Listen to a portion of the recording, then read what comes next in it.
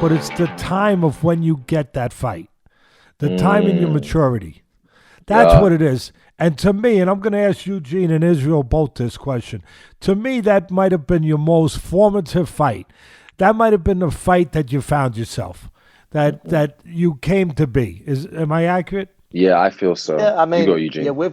we've grown a lot from that fight, from the experience of that fight.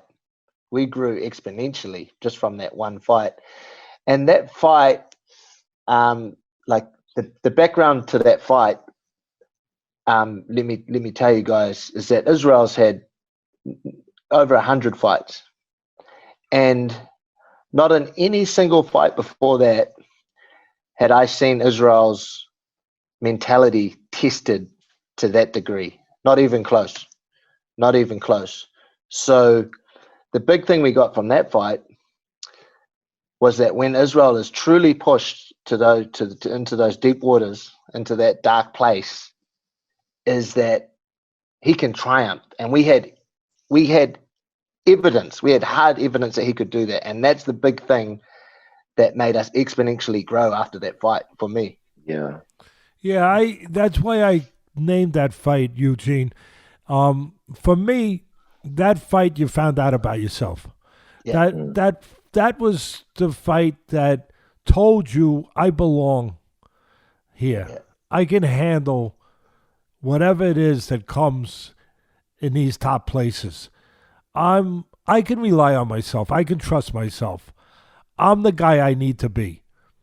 And you kind of just verified that for me, that there's always a fight again, that you find yourself. Maybe your skills never get any better. It's not, but you learn that you can use them in difficult environments. You know that you could depend on yourself.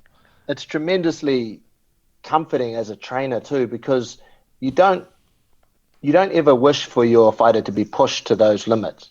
You kind of want to get in, get paid, get out, get laid, sort of thing. But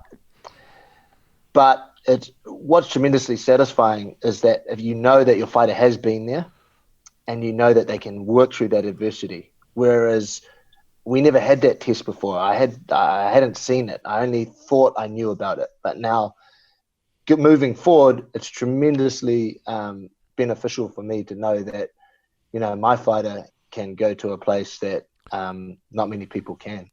I A love it. 100%.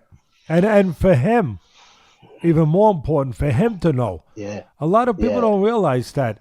They think that fighters automatically know. They don't know till they know. yeah. You know how far you can swim. That's true. Was it Yes, you don't know how far you can swim till you're in the ocean or something like that. a hundred You percent. know, I was in there and I remember before the fight because usually this is the after the fourth round because in the fourth round I got rocked with a head kick. I held my composure. He didn't realize I was hurt. Tried to take me down and then failed. And in the fifth, right before in the corner, Eugene was like, "This is what we train for. We've been here many times in training." And he gave me the speech. And I listened. And Brad, I remember my teammate Brad said, go numb, bro. Embrace the darkness." Because on the bike, he's always yelled that at me as well on the airdyne bike. And I looked across the cage at Kelvin, and I could see him. And I swear, he looked like Ese Diablo. That's how I could see him. So, and I had my game face on as well. And I looked at him and I said, "You're not gonna beat me. I'm prepared to die." And that's scary. Every time I say it, I still get chills every time I say it because I meant that.